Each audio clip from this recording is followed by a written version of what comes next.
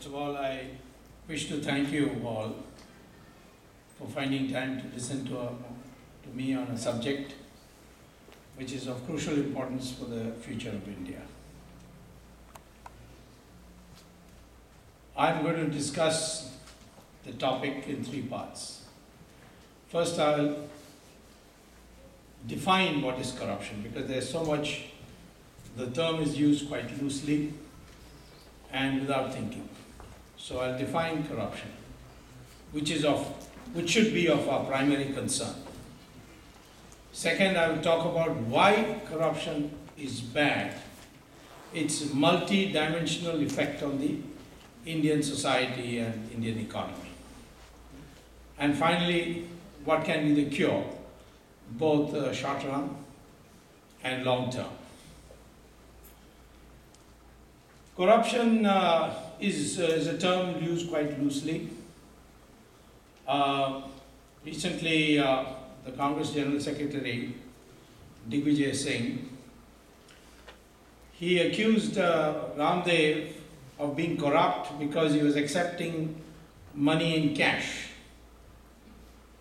Now, that's an extraordinary statement, because supposing I'm a corrupt person, I have lots of cash in my pocket, and I go by taxi, and I pay the taxi driver in cash, which he is entitled to receive. Is the taxi driver also corrupt because he accepted my money, which is essentially black?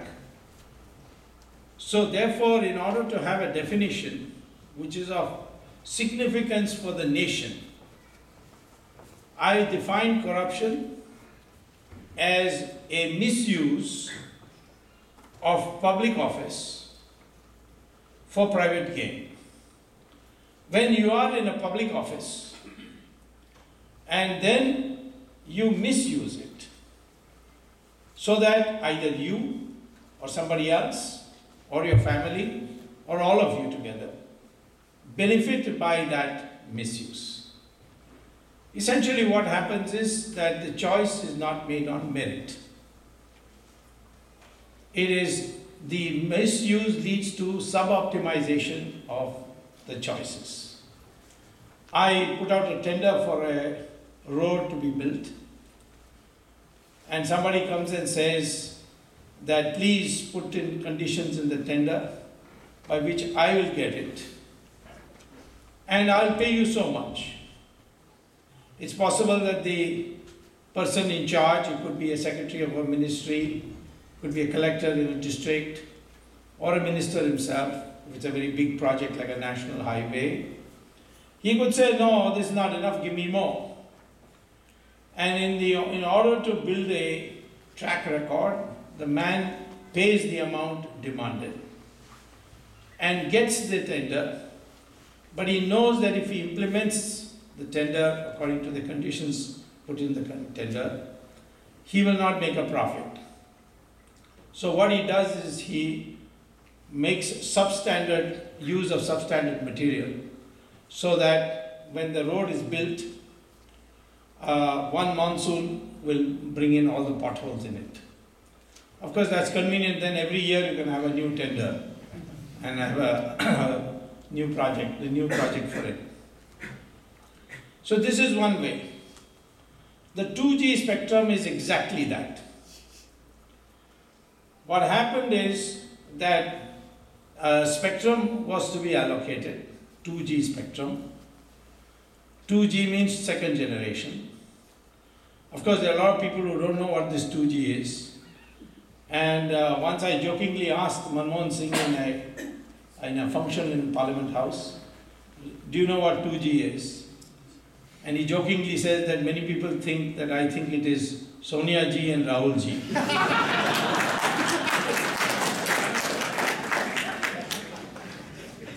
But you know that cordless phone, the frequency, it's a long frequency cycle. It does not carry more than your voice. But 2G will carry your not only your voice, but also SMS, MMS, email, and your photographs also. 3G would carry the video of your talking. So obviously these have, the more and more cycles you have, the more frequency you have of cycles, the more data you are able to carry. And the sky has to be partitioned for that. I don't have to tell you all this, you're all past masters in this. But the fact is that this allocation is of a scarce resource, namely the sky. And therefore, it has to be allocated most efficiently. And one of the most efficient ways of doing it when there is a huge demand, and there's bound to be been a huge demand, because in 2001, when the licenses of this kind began, we had only 40 million mobile telephones in our country. In 2008, when the 2G spectrum licenses were given, we had 700 million mobile phones. Big market. A lot of people wanted to get into it. So Mr. Raja, who became telecom minister, and a little before Dayanidhi Maran, they both decided to devise ways by which they could earn some money. And one of the ways they devised is that they, number one, fixed the price very low. It's actually Mr. Raja who did it. Maran did something else which I'll refer to a little later. But Mr. Raja wanted the price fixed at 2001 level, when the 2008 price was 10 times more. And how do we know it's 10 times more? I will tell you that in a minute. In any case, I'll tell you briefly that those who got the licenses, they sold a good part of their shareholding, including controlling shares, at 8 times the price. So at least it is 8 times. And in the case of the 3G auction, which was auctioned because of the scandal on 2G, when the 3G was to be dispersed, the government decided to have an auction, and they got 12 times as much. So anyway, you get a ballpark figure of 10, and Mr. Raja decided that he will have the spectrum sold at spectrum licenses sold at 1/10 the price. So that was his first crime. Of course, that he didn't decide alone. This I found out much later, after having sent him to jail. And I found out that in 2006, at the insistence of Dayanidhi Maran, the cabinet, the Prime Minister, took the extraordinary decision that the spectrum price will be decided by 2 ministers, the Minister of Finance, who was then Chidambaram, and the Minister of Telecom, who was Dayanidhi Maran and subsequently Raja. These two will decide, and there is no need for reference back to the cabinet for approval.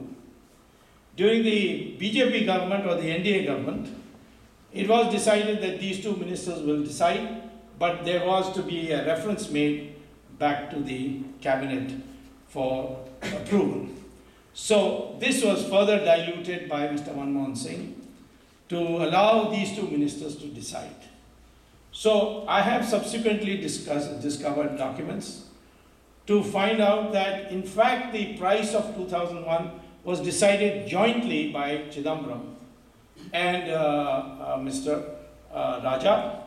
And if Raja is in jail for fixing the price at 1/10 the price, then why should Chidambaram be outside jail? So I filed a petition in the Supreme Court, which was heard on 13th of May. But then the court wanted the CBI input also, because my plea to the Supreme Court was that they should ask the CBI to investigate. And so the CBI has to give a reply. And then in the meantime, I came to teach for 2 months at Harvard. So a date of 24th August has been fixed for hearing. And I expect that after that, the TR jail will also have one more Tamil ministers.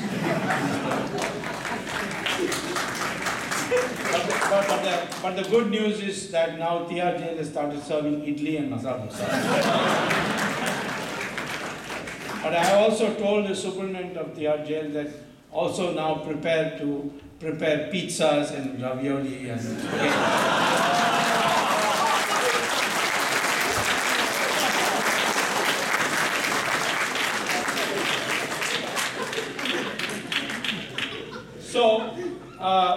So this was the first fraud committed on the country. And if you had auctioned, how much would you have got? If you multiply, if you multiply the amounts we got by a factor of 10, you would have got an additional 1,76,000 crores. And that 1,76,000 crores roughly translates into $40 billion. $40 billion means your entire infrastructure can be built with that money, and your deficit in the budget will be completely wiped out. Or you can set up 100 brand new, modern, advanced universities in the country to reap your demographic dividends. So $40,000 gone. Where is it gone? Most of it has gone to those to whom those who got the licenses sold it. They have been the greatest beneficiaries. That's another thing Raja did, which was with the help of Mr. Chidambaram. And what that was, that he wanted to ensure that some of his favored parties definitely got the license. So in the beginning, because the TRAI, the Telecom Regulatory Authority of India, had said there should be no cap on the number of applications and let everybody apply. And as the spectrum becomes available, go on giving to everybody. But Raja was impatient. So on 25th September 2007, he drew a line. He said, 1st October 2007 is the deadline. If you apply by 1st October 2007, then you will be considered, otherwise you will not be considered. Now, why he chose 25th September as the date, that I'll come to in a minute. But people were taken aback because they were doing it in a relaxed way. They thought it will apply after Diwali and this kind of thing, when their accounts are settled in a final manner with the income tax, so on. So many other considerations. They were thinking of doing it in a leisurely way. And suddenly they got this 1st October deadline. So there was a rush. And since the country is divided into 22 circles, each got, some applied for all India licenses, some applied for only regional licenses. And total number of licenses that were filed was 571. 571 licenses, applications were filed. That was 1st of October. Now on 10th January of 2008, Mr. Raja issues two press releases. This time not in newspapers, but in his ministry website. And he says, first thing is that 571 application also is too much. And therefore, I think that to begin with, all those who applied on or before 25th September 2007, they will be considered. Later on, we will worry about the others. Now, the deadline is over. 3 months and 10 days are over. And suddenly he said, no, I will now only consider applications filed between on or before 25th September 2007. And therefore, those who filed after 25th September, before 1st October, they were all denied. One industrialist, his name was Shiv Shankar, at that time, originally he was the owner of Airsa. He went to court, challenged it. The High Court upheld it. Government went in the High Court. And I got word that the government is now going to screw this man completely, twist his arm, going to slap a number of cases so that he withdraws and the High Court judgment is set aside. It is that time I entered the Supreme Court, and the Supreme Court asked me, what's your interest? I said, I find there may be a collusion between these two parties, and by definition, businessmen cannot stand up to government. So therefore, I would like to be impleaded. The court impleaded me, and as I had predicted, Shiv Shankaran surrendered in court, and he said, I don't want to have anything to do with this anymore. And normally the Supreme Court would have set aside the Delhi High Court decision of this change in the cutoff date. And but because I was there, they recorded that we heard Dr. Subramanian Swamy, and therefore we uphold the Delhi High Court decision. So that's how the process began. But in the 10th January, Mr. Raja also did something which is, in my opinion, unprecedented in world history. And that is, he said, he issued the press release at 2:45 p.m., 10th January. And this is in his ministry website. And he says that whoever brings a demand draft for rupees 1,651 crores between 3:30 in the afternoon and 4:30 in the afternoon, only they will be considered.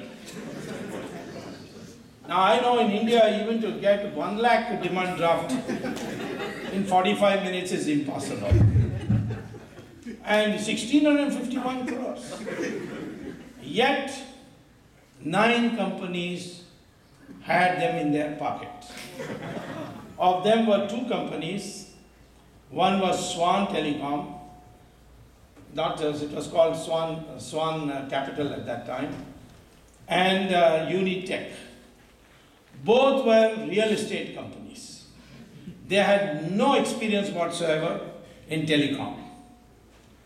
And they were favorites of Mr. Raja. And Raja wanted to benefit them.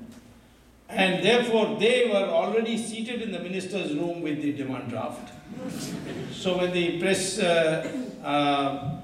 release came out, at 3:30, his secretary, Mr. Chandolia, was also in jail keeping Raja company.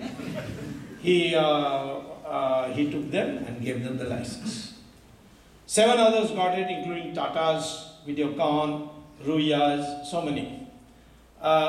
And all of them, having got it, in the case of the Swan Telecom, Swan Capital, which later called itself Swan Telecom, and Unitech, which is a Delhi-based real estate company, they sold their controlling shares to 2 companies, foreign companies. One was Etisalat, which is Dubai-based company, and the other is Telenor, which is a Norwegian company which has business mostly in Pakistan and Bangladesh. And these 2 companies did not qualify to buy these shares because there was a Home Ministry advisory when Mr. Chidambaram was finance minister that Etisalat and Telenor should not be allowed any business in India, because Etisalat is a front company for ISI of Pakistan. And of course, Etisalat is heavily bought into the Pakistan Telecommunication Private Limited, PTCL, which is a Pakistan government company. 9 of the 14 directors are from Etisalat. So Etisalat was held by our ministry, according to the advisory, to be a ISI front company. And it said that the India office of that Etisalat, the head is one Mr. Shahid Balwaz, who is also a Bombay builder, and he is the right-hand man of Dawood Ibrahim. Of course, Mr. Shahid Balwaz is right now in jail for the same reason, for the same case. But this is what the Home Ministry said. And as far as Telenor is concerned, the Home Ministry said they buy equipment from the Chinese army, which telecom equipment can also double for cyber warfare. And therefore, it's a danger to India that in the event of a conflict between India and China, they can make all your defense electronics and defense computers stop functioning because of this capacity. So they should not be allowed anywhere in India. And that's why they couldn't even apply for telecom license. But now, they came by the back door. They bought the controlling interest by paying 8 times what Swan Telecom and Unitech paid. And now they are functioning in India. Their services have started. I have filed a petition with the Supreme Court saying that all licenses given in 2008 January by Mr. Raja should be cancelled. The court heard it. Court heard it and orders have been reserved. And the judgment should come any day. If it is cancelled, I have suggested that you can have a re-auction, you can have an auction, and these companies which, according to Home Ministry advisory, should be disqualified. And what bribes they paid, that's their headache. We are not concerned. We'll catch them by another route when we get to the money trail. So here is a gross misuse of public office. Of course, Raja, who has got an LLB, argued his own case recently when the charges were to be filed. He said, even this I did with Chidambaram's clearance. And there's a mysterious lady called Neera Radia who is talking with one of the telecom people in the ministry. And that fellow is also, that tape also we have got and filed in the court, where he says that the Chidambaram is so greedy that after getting all the money, he still wants more. So I think of the longest term to serve for anybody in jail might be Mr. Chidambaram, more than even Raja, I think. But anyway, this is the misuse that has taken place. How much money was lost? $40 billion. How much was the bribe paid? About 60,000 crore rupees, which is roughly about $12 billion. $12 billion did not go to Raja's pocket. Raja himself one day told me in the Central Hall Parliament before he was arrested that, now why are you doing all these cases? Nothing is going to happen. I have fixed everybody in this. So I later found out, not from him, but from someone very close to him, I'll tell you who that is. According to this person, the 60,000 crores was 60% went to Ms. Sonia Gandhi.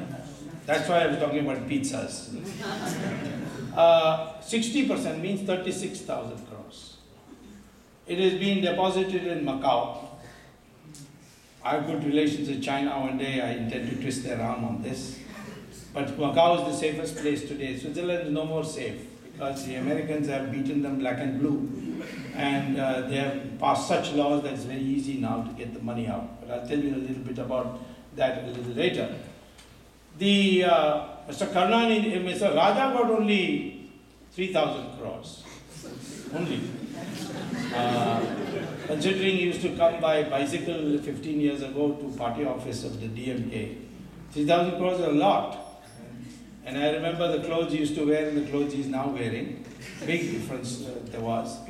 And 3,000 crores, Chidambaram got another 5,000. That means that accounts for 44,000. And the remaining 16,000 went to Mr. Karunanidhi. Of course, Karunanidhi deserves more because he's got 3 wives and a lot of children.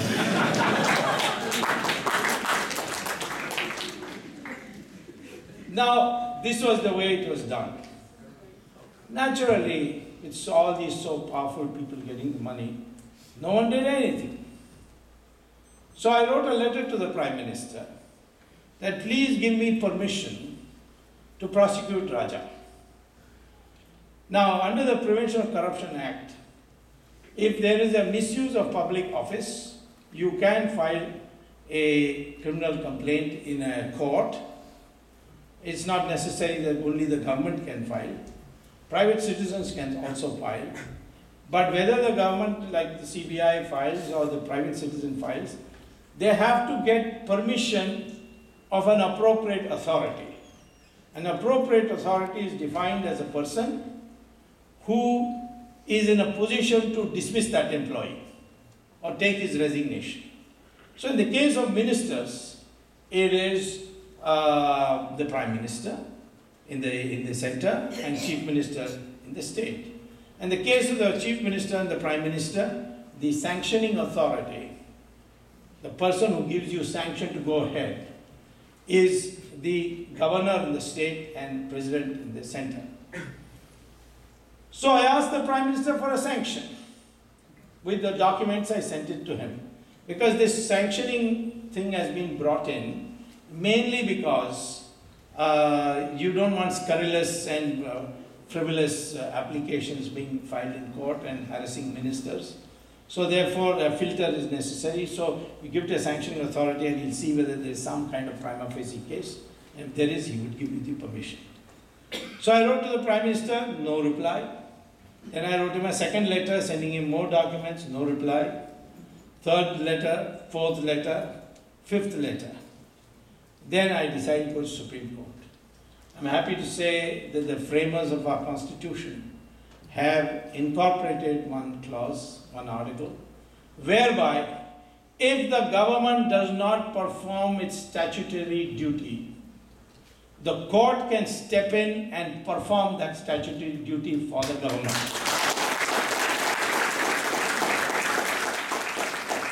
But it cannot do it so moto, there has to be a petition.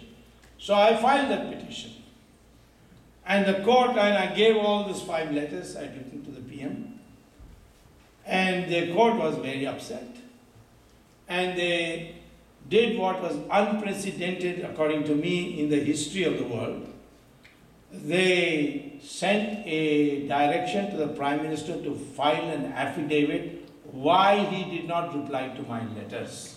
That was the first. When a Supreme Court asks somebody to file an affidavit, it means they are not willing to take your word.